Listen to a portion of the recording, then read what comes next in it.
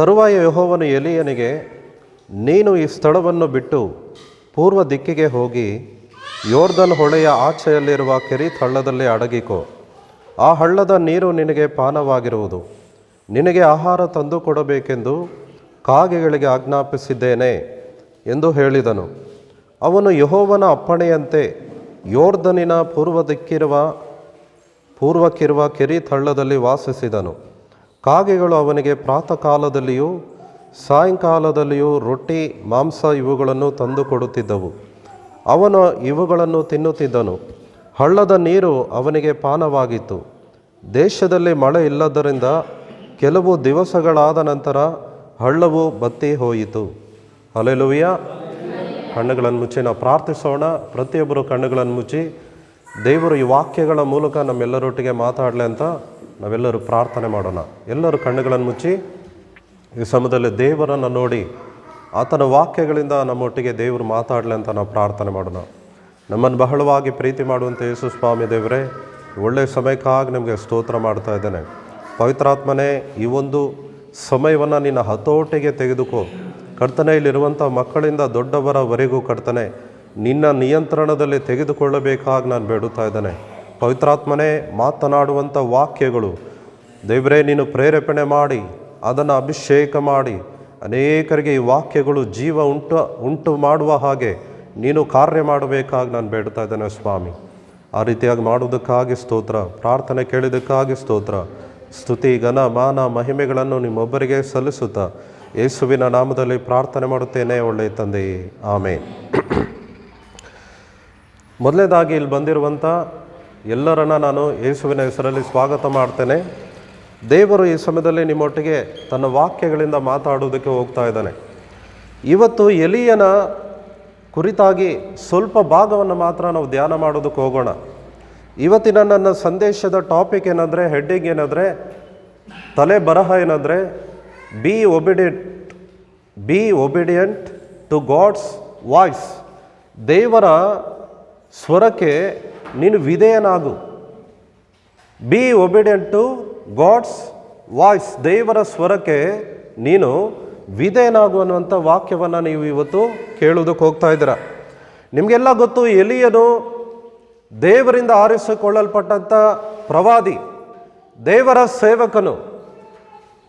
ದೇವರ ಸೇವಕನಿಗೆ ದೇವರು ಹೇಳ್ತಾ ಇದ್ದಾನೆ, ನೀನು ಇಸ್ರಾಯೇಲ್ ದೇಶದ ರಾಜನಾಗಿರುವಂಥ ಆಹಾಬನ ಬಳಿಗೆ ಹೋಗಿ ನಾನು ಹೇಳುವಂಥ ಮಾತುಗಳನ್ನು ಅವನಿಗೆ ಹೇಳಬೇಕು. ಆ ಮಾತುಗಳು ಏನಂದರೆ, ಇಸ್ರಾಯೇಲ್ ದೇವರಾದ ಯೆಹೋವನ ಆಣೆ, ನಾನು ಸೂಚಿಸಿದ ಹೊರತು ಇಂದಿನಿಂದ ಕೆಲವು ವರ್ಷಗಳವರೆಗೆ ಮಳೆಯಾಗಲಿ ಮಂಜಾಗಲಿ ಬೀಳುವುದಿಲ್ಲ ಅನ್ನುವಂಥ ಮಾತನ್ನು ದೇವರ ಪ್ರವಾದಿಯಾದ ಅಥವಾ ದೇವರ ಸೇವಕನಾದ ಎಲೀಯನು ದೇವರ ಬಾಯಿಂದ ಕೇಳಿ ಇಸ್ರೇಲ್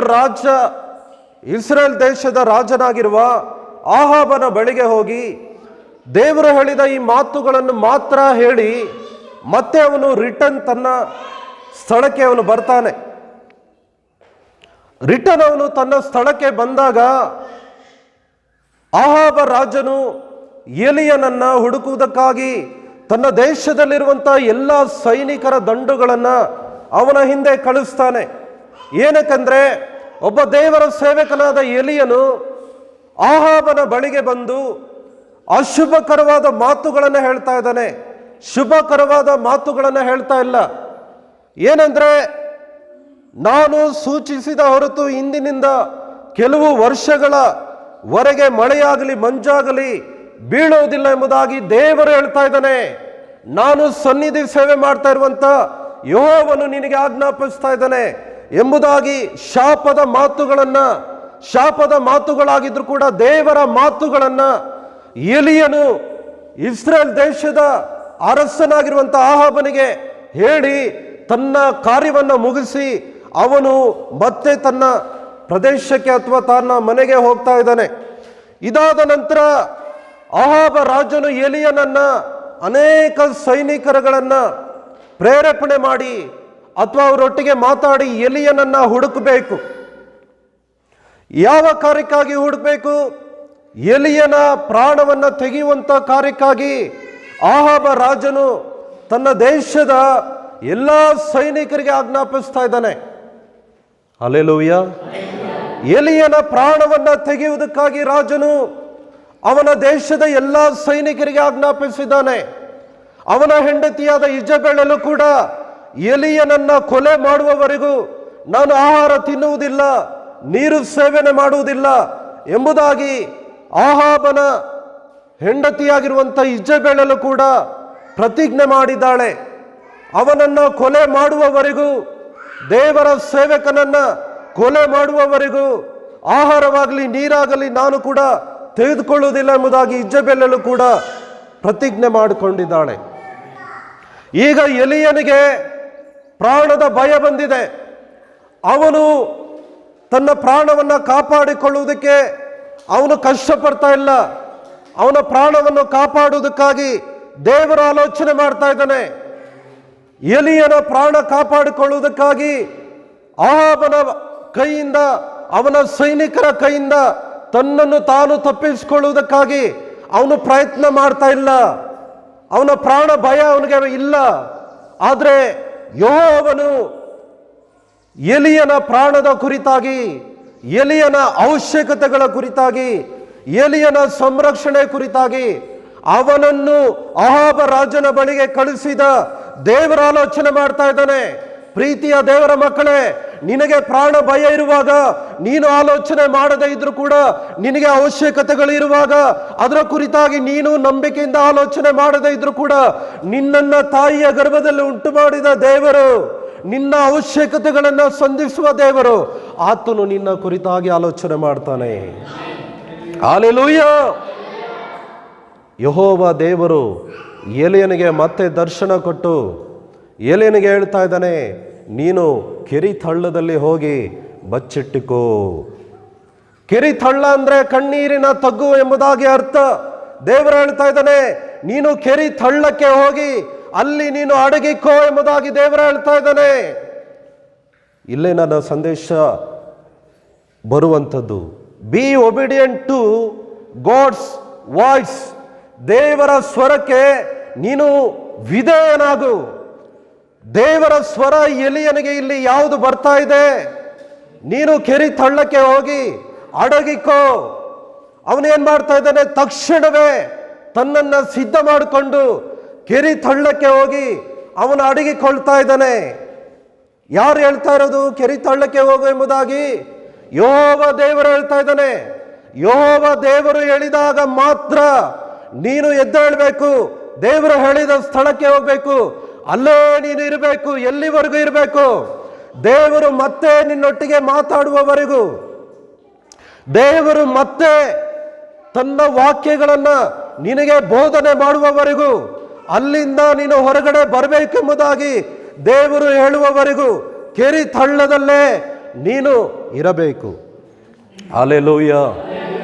ಕೆರಿತಳ್ಳದಲ್ಲಿ ಹೋಗಿ ನೀನು ಅಡಗಿಕೋ ಎಂಬುದಾಗಿ ದೇವರ ಸ್ವರ ಅವನಿಗೆ ಬಂದಾಗ ಅವನು ಬೇಗ ರಿಯಾಕ್ಟ್ ಮಾಡ್ತಾ ಇದ್ದಾನೆ, ಬೇಗ ವಿಧೇಯನಾಗ್ತಾ ಇದ್ದಾನೆ, ಬೇಗ ದೇವರ ಸ್ವರಕ್ಕೆ ಕಿವಿಗೊಡ್ತಾ ಇದ್ದಾನೆ. ಬೇಗ ಅವನು ಏನು ಮಾಡ್ತಾ ಇದ್ದಾನೆ? ಕೆರಿತಳ್ಳಕ್ಕೆ ಹೋಗಿ ತನ್ನನ್ನು ಅಡಗಿಕೊಳ್ಳುತ್ತಾ ಇದ್ದಾನೆ. ಹಲ್ಲೆಲೂಯಾ. ದೇವರು ಕೆರಿತಳ್ಳಕ್ಕೆ ಹೋಗಿ ಅಡಗಿಕೋ ಎಂಬುದಾಗಿ ಹೇಳುವುದಕ್ಕೆ ಅನೇಕ ಕಾರಣಗಳಿರ್ಬೋದು. ಆ ಕಾರಣಗಳನ್ನು ಎಲಿಯನು ಆಲೋಚನೆ ಮಾಡ್ತಾ ಇಲ್ಲ. ಆ ಕಾರಣಗಳನ್ನ ದೇವರ ಸೇವಕನಾದ ಎಲಿಯನು ಆಲೋಚನೆ ಮಾಡ್ತಾ ಇಲ್ಲ. ಅದೇ ರೀತಿಯಾಗಿ ನೀನು ಕೂಡ, ನಾನು ಕೂಡ ದೇವರು ಹೇಳಿದ ಸ್ಥಳಕ್ಕೆ ಹೋಗಿ ನಿನ್ನನ್ನು ಬಚ್ಚಿಟ್ಟುಕೊಳ್ಳುವುದಕ್ಕಾಗಿ, ದೇವರು ಹೇಳಿದ ಸ್ಥಳದಲ್ಲೇ ನೀನು ಇರುವುದಕ್ಕಾಗಿ ನೀನು ಆಲೋಚನೆ ಮಾಡುವುದಲ್ಲ. ದೇವರ ಸ್ಥಳದಲ್ಲಿ ನಿನ್ನನ್ನು ಇಟ್ಟಿರುವಾಗ ಆ ಸ್ಥಳದಲ್ಲೇ ದೇವರು ಮತ್ತೆ ನಿನ್ನನ್ನು ಮಾತಾಡಿಸುವವರೆಗೂ ಅದೇ ಸ್ಥಳದಲ್ಲಿ ಇರಬೇಕೆ ಹೊರತು ಬೇರೆ ಸ್ಥಳಕ್ಕೆ ಹೋಗುವುದಕ್ಕೆ ನೀನು ಆಲೋಚನೆ ಮಾಡಬಾರ್ದು. ನೀನು ಆ ಒಂದು ಅದರ ಕಡೆಗೆ ಗಮನ ಕೂಡ ಕೊಡಬಾರದು. Hallelujah, hallelujah. ದೇವರು ಹೇಳಿದ್ನ, ಅಡವಿಯಲ್ಲಿ ಹೋಗಿ ನಿನ್ನನ್ನು ಬಚ್ಚಿಟ್ಟುಕೋ, ಕೆರಿತಳ್ಳದಲ್ಲಿ ಹೋಗಿ ನಿನ್ನನ್ನು ಬಚ್ಚಿಟ್ಟುಕೋ ಎಂಬುದಾಗಿ ದೇವರು ಹೇಳಿದ್ನ. ಆ ಸ್ಥಳಕ್ಕೆ ನೀನು ಹೋಗಿ ದೇವರು ಮತ್ತೆ ಹೇಳುವವರೆಗೂ ಅದೇ ಸ್ಥಳದಲ್ಲಿ ಎಷ್ಟೋ ತಿಂಗಳಾದರೂ ಕೂಡ, ಎಷ್ಟೋ ವರ್ಷಗಳಾದರೂ ಕೂಡ, ವರ್ಷಾನುಗಟ್ಟಲೆ ಆದರೂ ಕೂಡ ದೇವರು ಮತ್ತೆ ನಿನ್ನೊಟ್ಟಿಗೆ ಸ್ಪಷ್ಟವಾಗಿ ಮಾತಾಡುವವರೆಗೂ ಆ ಕೆರೆ ತಳ್ಳದಲ್ಲಿ ನಿನ್ನನ್ನು ಬಚ್ಚಿಟ್ಟುಕೊಳ್ಬೇಕು. Hallelujah, hallelujah.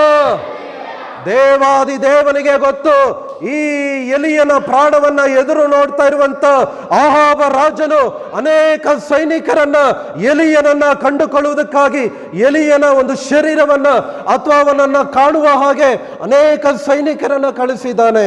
ಆದರೆ ಕೆರೆ ತಳ್ಳದ ಕಡೆಗೆ ಆಹಾಬನು ಒಬ್ಬ ಸೈನಿಕನು ನುಸುಳದ ಹಾಗೆ, ಒಬ್ಬ ಸೈನಿಕನು ಕೂಡ ಎಲಿಯನು ಅಡಗಿಕೊಂಡಿರುವಂತ ಕೆರೆ ತಳ್ಳದ ಬಳಿಗೆ ಒಬ್ಬನು ಕೂಡ ಬರದ ಹಾಗೆ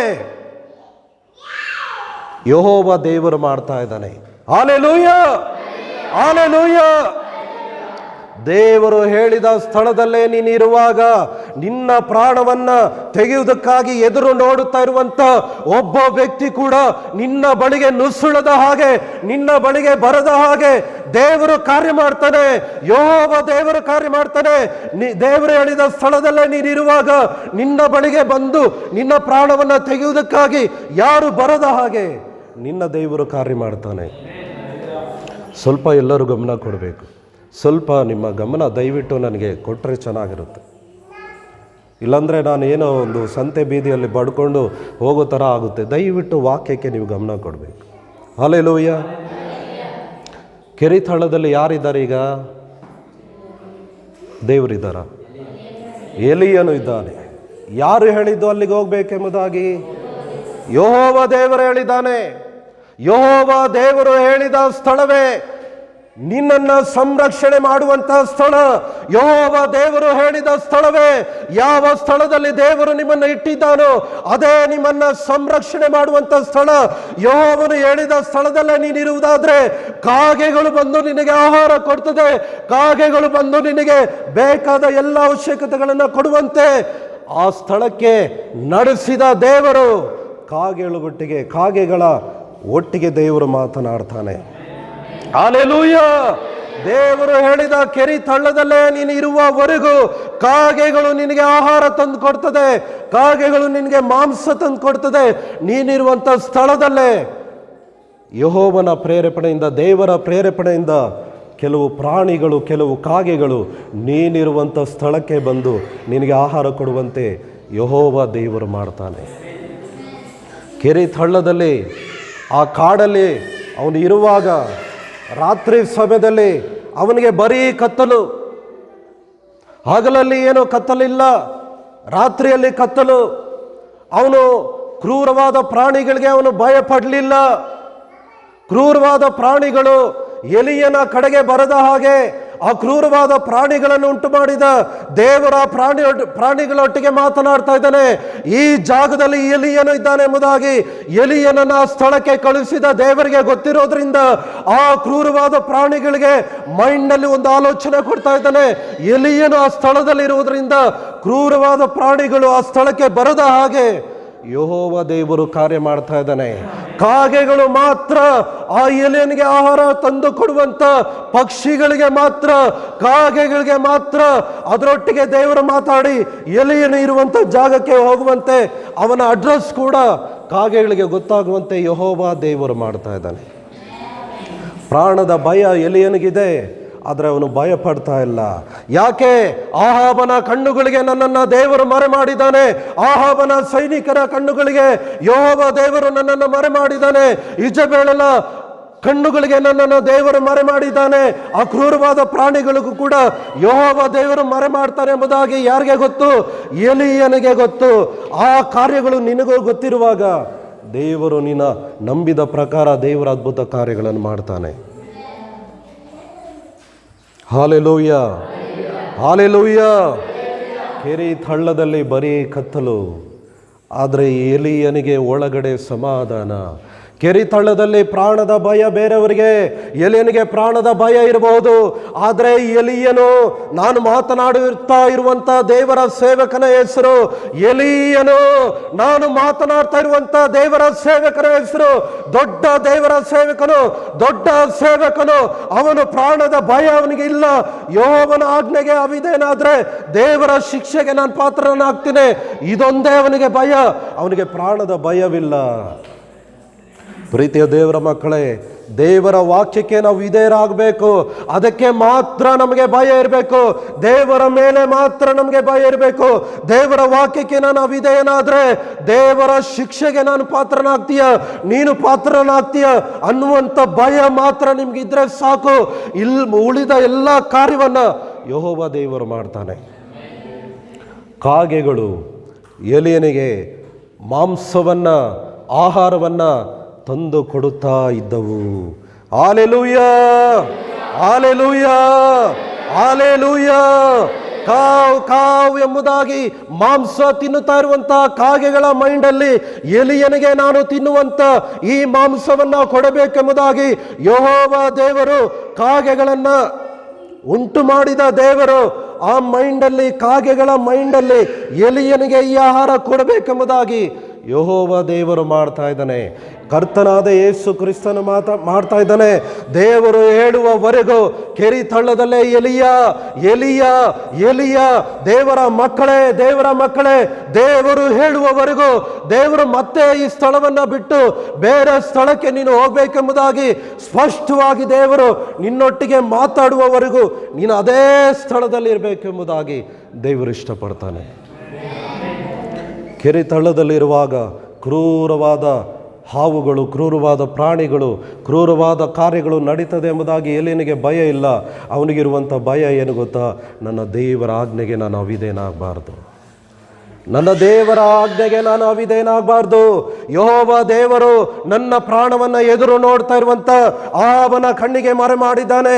ನನ್ನ ಪ್ರಾಣವನ್ನು ಎದುರು ನೋಡ್ತಾ ಇರುವಂತ ಅಹಾಬನ ಸೈನಿಕರಿಗೆ ಅವರ ಕಣ್ಣುಗಳನ್ನು ನನ್ನಿಂದ ಮರೆ ಮಾಡಿದ್ದಾನೆ.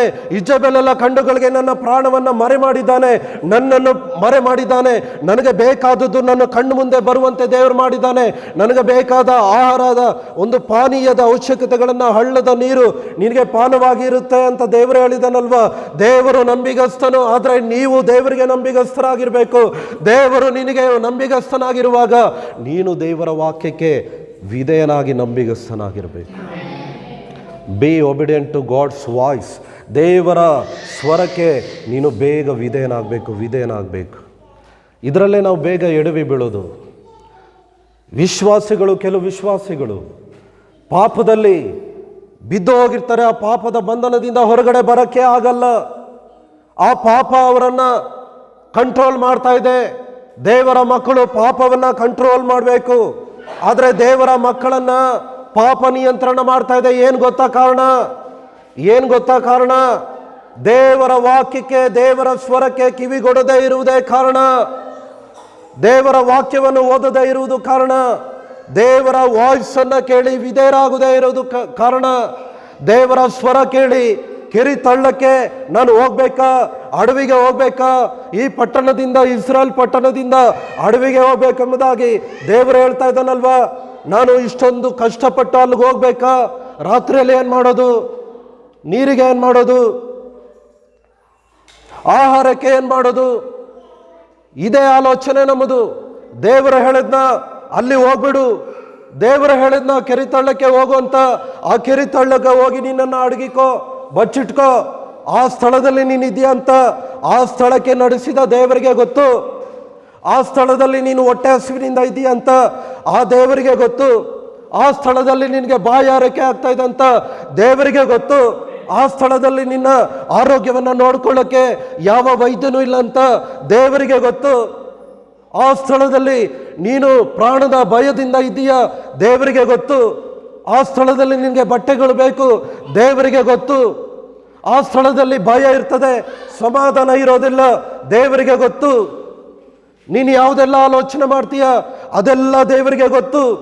ಮತ್ತಾಯ 6ನೇ ಅಧ್ಯಾಯದಲ್ಲಿ ದೇವರು ಹೇಳ್ತಾ ಇದ್ದಾನೆ, ನೀವು ಪ್ರಾರ್ಥನೆ ಮಾಡುವುದಕ್ಕಿಂತ ಮುಂಚೆ ನಿಮಗೆ ಏನೇನು ಬೇಕು ಅದೆಲ್ಲ ದೇವರಿಗೆ ಗೊತ್ತು. ಹಾಲೆಲೂಯಾ. ಅಮ್ಮ ನಾರಾಯಣಮ್ಮ, ನಿನ್ಗೆ ಏನ್ ಬೇಕು ದೇವರಿಗೆ ಗೊತ್ತು. ಆದ್ರೆ ದೇವರ ಸ್ವರಕ್ಕೆ ನೀನು ವಿಧೇಯನಾಗಬೇಕು. ದೇವರ ಸ್ವರಕ್ಕೆ ಮಾತ್ರ ನೀನು ವಿಧೇಯನಾಗಬೇಕು. ದೇವರ ಸ್ವರಕ್ಕೆ ಮಾತ್ರ ನೀನು ವಿಧೇಯನಾಗಬೇಕು. ಅಲ್ಲಿ ಹೋದ್ರೆ ಪ್ರಾಣ ಹೋಗುತ್ತೆ. ಅಲ್ಲಿ ಹೋದ್ರೆ ಜನಗಳು ನನ್ನನ್ನು ಹೊಡಿತಾರೆ, ಜನಗಳು ನನ್ನನ್ನು ಅವಮಾನ ಮಾಡ್ತಾರೆ, ನನ್ನನ್ನು ನಿಂದನೆ ಮಾಡ್ತಾರೆ, ಅವಮಾನ ಮಾಡ್ತಾರೆ, ಹೊಡಿತಾರೆ, ಮುಖಕ್ಕೆ ಉಳ್ತಾರೆ, ಆಡ್ಕೊಳ್ತಾರೆ. ಇದೆಲ್ಲ ಬೇಡ. ದೇವರ ಸ್ವರಕ್ಕೆ ನೀನು ಕಿವಿಗೊಡ್ಬೇಕು. ಇಷ್ಟೇ ದೇವ್ರಿಗೆ ಬೇಕಾಗಿರೋದು. ದೇವರ ಸ್ವರವನ್ನು ಕೇಳಿ ಆ ಸ್ವರಕ್ಕೆ ನೀನು ಕಿವಿಗೊಡುವಾಗ ನಿನಗೆ ಬೇಕಾದ ಎಲ್ಲವುಗಳನ್ನು ನೀನು ಕೇಳುವುದಕ್ಕಿಂತ ಮುಂಚೆಯೇ ದೇವರ ವಾಕ್ಯಕ್ಕೆ, ಯಾವ ದೇವರ ವಾಕ್ಯಕ್ಕೆ ನೀನು ವಿಧೇಯನಾಗಿದೆಯೋ ಆ ದೇವರು ನಿನ್ನ ಅವಶ್ಯಕತೆಗಳನ್ನು ಸಂಧಿಸ್ತಾನೆ. ಮನೆಯಾಗಲಿ, ಆಹಾರವಾಗಲಿ, ತರಕಾರಿ ಆಗಲಿ, ಆರೋಗ್ಯವಾಗಲಿ, ಬಟ್ಟೆಗಳಾಗಲಿ, ಏನೇ ಆಗಲಿ ಪ್ರತಿಯೊಂದನ್ನ ದೇವರ ವಾಕ್ಯಕ್ಕೆ ವಿಧೇಯರಾಗಿ ನೀನು ಇರುವುದರಿಂದ ಆ ದೇವರು ನಿನಗೆ ಕೊಡ್ತಾನೆ. Be obedient to God's voice. ದೇವರ ಸ್ವರಕ್ಕೆ ನೀವು ಕಿವಿಗೊಡಬೇಕು, ವಿಧೇಯರಾಗಬೇಕು. ದೇವರ ಸ್ವರಕ್ಕೆ ನೀವು ಯಾವಾಗ ವಿಧೇಯರಾಗ್ತೀರಾ ಆವಾಗ ಮಾತ್ರ ದೇವರು ತನ್ನ ಪ್ರಾವಿಡೆನ್ಸ್ ನಿನಗೆ ಕೊಡ್ತಾನೆ. ಪ್ರಾವಿಡೆನ್ಸ್ ಅಂದರೆ ಏನು ಗೊತ್ತಾ? ನಿನ್ನ ಅವಶ್ಯಕತೆಗಳು. ಆಗ ಮಾತ್ರ ನಿನ್ನ ಅವಶ್ಯಕತೆಗಳನ್ನು ದೇವರು ಕೊಡ್ತಾನೆ. ಕಾಗೆಗಳ ಮೂಲಕ ದೇವರು ಕೊಡ್ತಾನೆ. ದೇವರಿಗೆ ಯಾವುದೇ ಮನುಷ್ಯನಿಲ್ವಾ, ಯಾವುದೇ ಸ್ತ್ರೀ ಇಲ್ವಾ, ಯಾವುದೇ ಕುಟುಂಬ ಇಲ್ವಾ ಎಲೆಯನಿಗೆ ಆಹಾರ ಕೊಡೋದಕ್ಕೆ? ಯಾಕೆ ದೇವರು ಕಾಗೆಗಳಿಗೆ ಮಾತ್ರ ಆಜ್ಞಾಪಿಸ್ತಾ ಇದ್ದಾನೆ? ಸ್ವಲ್ಪ ಗಮನ ಕೊಡಿ. ಯಾಕೆ ಕಾಗೆಗಳೊಟ್ಟಿಗೆ ದೇವರು ಮಾತಾಡ್ತಾ ಇದ್ದಾನೆ? ಎಲೆಯನಿಗೆ ಆಹಾರ ತಂದು ಕೊಡಬೇಕೆಂಬುದಾಗಿ ಕಾಗೆಗಳಿಗೆ ದೇವರು ಆಜ್ಞಾಪಿಸ್ತಾ ಇದ್ದಾನೆ. ಯಾಕೆ ಗೊತ್ತಾ? ಅವರಿಗೆ, ಎಲ್ಲ ಮನುಷ್ಯರಿಗೆ ಇಸ್ರಾಯೇಲ್ ದೇಶದ ಆಹಾಬ ರಾಜನ ಭಯವಿದೆ. ಇಸ್ರಾಯೇಲ್ ದೇಶದ ಆಹಾಬ ರಾಜನ ಹೆಂಡತಿಯ ಭಯವಿದೆ. ಎಲಿಯನಿಗೆ ಆಹಾರ ತಂದು ಕೊಡಬೇಕೆಂಬುದಾಗಿ ಒಂದು ವೇಳೆ ದೇವರು ತನ್ನ ದೇವರ ಮಕ್ಕಳೊಟ್ಟಿಗೆ ಮಾತಾಡಿದ್ರು ಕೂಡ ಅವರಿಗೆ ಸರ್ಕಾರದ ಭಯವಿದೆ, ಆಹಾಬ ರಾಜನ ಭಯವಿದೆ, ಇಜಬೇಳನ ಭಯವಿದೆ. ಆದುದರಿಂದ ದೇವರಾಜ್ಞೆಗೆ ಅವರು ಅವಿಧೇಯರಾಗುವುದಿಲ್ಲ ಎಂಬುದಾಗಿ ದೇವರಿಗೆ ಗೊತ್ತು. ಅದಕ್ಕೆ ದೇವರೇನು ಮಾಡ್ತಾ ಇದ್ದಾನೆ? ಕಾಗೆಗಳಿಗೆ ಆಜ್ಞಾಪಿಸ್ತಾ ಇದ್ದಾನೆ. ಕಾಗೆಗಳು ಆಹಾಬ ರಾಜನಿಗೆ ಭಯಪಡುತ್ತಾ? ಇಜಬೇಳನಿಗೆ ಭಯಪಡ್ತದ? ನಿನಗೆ ಭಯಪಡ್ತದ? ಯಾರಿಗಾದ್ರೂ ಭಯಪಡ್ತದ? ಅದು ಭಯಪಡೋದು ಯಾರು ಗೊತ್ತಾ? ದೇವರು ನನ್ನೊಟ್ಟಿಗೆ ಮಾತಾಡಿದ್ದಾನೆ, ದೇವರ ವಾಕ್ಯಕ್ಕೆ ವಿಧೇಯರಾಗಬೇಕೆಂಬುದಾಗಿ ಆ ಕಾಗೆಗಳಿಗೆ ಗೊತ್ತು. ಆದರೆ ದೇವರ ವಾಕ್ಯಕ್ಕೆ ವಿಧೇಯರಾಗಬೇಕೆಂಬುದಾಗಿ ನಿನಗೂ ನನಗೂ ಗೊತ್ತಿಲ್ಲ. ಅನೇಕ ಸಂದರ್ಭಗಳಲ್ಲಿ ಇದು ಹೇಳುವಾಗ ನಿಮಗೆ ಬೇಜಾರಾಗ್ಬೋದು. ದೇವರ ವಾಕ್ಯ ಕೇಳ್ತೀರಾ, ಆದರೆ ವಾಕ್ಯಕ್ಕೆ ವಿಧೇಯರಾಗೋದಿಲ್ಲ. ಆ ಕಾಗೆಗಳು ದೇವರ ವಾಕ್ಯ ಕೇಳ್ತದೆ, ಬೇಗ ವಿಧೇಯ ಆಗ್ತದೆ. ನನ್ನ ಹೊಟ್ಟೆ ಸುತೀರಿಸ್ಕೊಳ್ಬೇಕೆಂಬುದಾಗಿ ಕಾಗೆ ಆಲೋಚನೆ ಮಾಡದ ಹಾಗೆ ದೇವರು ಮಾಡ್ತಾ ಇದ್ದಾನೆ. ಅದು ಒಂದು ವೇಳೆ ಆಲೋಚನೆ ಮಾಡಿದ್ರು ಅದು ಮೊದಲು ಎಲೆಯನಿಗೆ ಕೊಡಬೇಕೆಂಬುದಾಗಿ ದೇವರು ಅದರ ಮೈಂಡನ್ನು ಕಂಟ್ರೋಲ್ ಮಾಡ್ತಾ ಇದ್ದಾನೆ. ದೇವರು ಹೇಳಿದ ಕೆರಿತಳ್ಳದಲ್ಲಿ ಎಲಿಯಾ, ದೇವರು ಹೇಳಿದ ಕೆರಿತಳ್ಳದಲ್ಲಿ ದೇವರ ಮಕ್ಕಳೇ. ಕೆರಿತಳ್ಳ ಅಂದ್ರೆ ಕಣ್ಣೀರಿನ ತಗ್ಗು. ದೇವರ ವಾಕ್ಯ ವಿಧೇಯರಾಗುವಾಗ ಕಣ್ಣೀರಿನ ತಗ್ಗು ಸ್ಥಳಕ್ಕೆ ನೀನು ಹೋಗ್ತಾ ಇದೆಯಾ? ದೇವರ ವಾಕ್ಯಕ್ಕೆ ನೀನು ವಿಧೇಯನಾಗುವಾಗ ನಿನಗೆ ಕಣ್ಣೀರಿರ್ತದೆ. ಆದರೂ ಒಂದು ಮಾತ್ರ ನಿನಗೆ ನಂಬಿಕೆ ಇರಬೇಕು, ನನ್ನ ದೇವರ ವಾಕ್ಯಕ್ಕೆ ನಾನು ವಿಧೇಯನಾಗಬೇಕು. ನನ್ನ ದೇವರ ವಾಕ್ಯಕ್ಕೆ ನಾನು ಅವಿಧೇಯನಾಗಿ ನನಗೆ ಕಣ್ಣೀರು ಇಲ್ಲದೆ ಇದ್ರೂ ಕೂಡ ಸಂತೋಷ ಇರುವಾಗ ದೇವರಿಂದ ಯಾವುದೂ ಪ್ರಯೋಜನ ಇಲ್ಲ. ದೇವರಿಂದ ಯಾವುದೇ ಪ್ರಾವಿಡೆನ್ಸ್ ನಿನಗೆ ಸಿಕ್ಕೋದಿಲ್ಲ. ದೇವರಿಂದ ಯಾವುದೇ ಪ್ರೊಟೆಕ್ಷನ್ ನಿನಗೆ ಸಿಕ್ಕೋದಿಲ್ಲ. ದೇವರು ನಿನ್ನನ್ನು ಉನ್ನತವಾದ ವ್ಯಕ್ತಿಯಾಗಿ ದೇವರು ಮಾರ್ಪಡಿಸುವುದಿಲ್ಲ. ಯಾಕೆ ಗೊತ್ತಾ? ದೇವರ ಆಜ್ಞೆಗೆ ನೀವು ಅವಿಧೇಯರಾಗಿದ್ದೀರಾ. ಎಷ್ಟು ಜನಕ್ಕೆ ದೇವರು ಮಾತಾಡ್ತಾ ಇದ್ದಾನೆ, ಎಷ್ಟು ಜನರೊಟ್ಟಿಗೆ ದೇವರು ಮಾತಾಡ್ತಾ ಇದ್ದಾನೆ. ಒಂದು ಬಾರಿಗೆ ಫಿಲಿಪ್ಪನೊಟ್ಟಿಗೆ ದೇವರು ಮಾತಾಡ್ತಾ ಇದ್ದಾನೆ. ಫಿಲಿಪ್ಪನೇ, ದೇವರ ಸೇವಕನೇ, ದೇವರ ಮಗನೇ, ನೀನು ಅಡವಿಗೆ ಹೋಗು ಎಂಬುದಾಗಿ ದೇವರು ಹೇಳ್ತಾ ಇದ್ದಾನೆ. ಅವನು ದೇವರ ಸ್ವರವನ್ನು ಕೇಳಿ, ಪವಿತ್ರಾತ್ಮನ ಸ್ವರವನ್ನು ಕೇಳಿ ಅವನು ತನ್ನನ್ನು ದೇವರ ವಾಕ್ಯಕ್ಕೆ ವಿಧೇಯನಾಗುವುದಕ್ಕಾಗಿ ಸಿದ್ಧ ಮಾಡಿಕೊಂಡು ಆ ಅಡವಿಯ ಸ್ಥಳಕ್ಕೆ ಹೋಗ್ತಾ ಇದ್ದಾನೆ. ಅಡವಿಯ ಸ್ಥಳಕ್ಕೆ ಅವನು ಹೋಗ್ತಾ ಇರಬೇಕಾದ್ರೆ ಒಬ್ಬ ಮನುಷ್ಯನು ಇಥಿಯೋಪಿಯದ ಒಬ್ಬ ಕಂಚುಕಿ ಸತ್ಯವೇದವನ್ನ ತೆಗೆದುಕೊಂಡು ಯೆಶಾಯ 53ನೇ ಅಧ್ಯಾಯವನ್ನ ಓದಿಕೊಳ್ತಾ ಇದ್ದಾನೆ. ಅವನ ಮೈಂಡಲ್ಲಿ ಒಂದು ಆಲೋಚನೆ ಬರ್ತಾ ಇದೆ, ಈ ವಾಕ್ಯಗಳು ಯಾರ ಕುರಿತಾಗಿ ಯೆಶಾಯ ಪ್ರವಾದಿ ಬರಿತಾ ಇದ್ದಾನೆ? ತನ್ನ ಕುರಿತಾಗಿ ಬರಿತಾ ಇದ್ದಾನ ಅಥವಾ ಮತ್ತೊಬ್ಬರ ಕುರಿತಾಗಿ ಬರಿತಾ ಇದ್ದಾನ ಎಂಬುದಾಗಿ ದೇವರ ವಾಕ್ಯ ಓದುವಂತ ವ್ಯಕ್ತಿಗೆ ಅವನಿಗೆ ಸಂಶಯಗಳಿರುವಾಗ ಪವಿತ್ರಾತ್ಮನು ಫಿಲಿಪ್ಪನನ್ನ ಎಬ್ಬಿಸಿ ಅಡವಿಗೆ ಹೋಗ್ಬೇಕೆಂಬುದಾಗಿ ಹೇಳುವಾಗ ಅವನು ವಿಧೇಯನಾಗ್ತಾ ಇದ್ದಾನೆ. ಅವನು ಅಡವಿಗೆ ಹೋಗಿ, ಫಿಲಿಪ್ಪನ ಅಡವಿಗೆ ಹೋಗಿ ಈ ಮನುಷ್ಯನನ್ನು ನೋಡುವಾಗ ಅವನು ಯೆಶಾಯ 53ನೇ ಅಧ್ಯಾಯ ಓದುತ್ತಾ ಇದ್ದಾನೆ.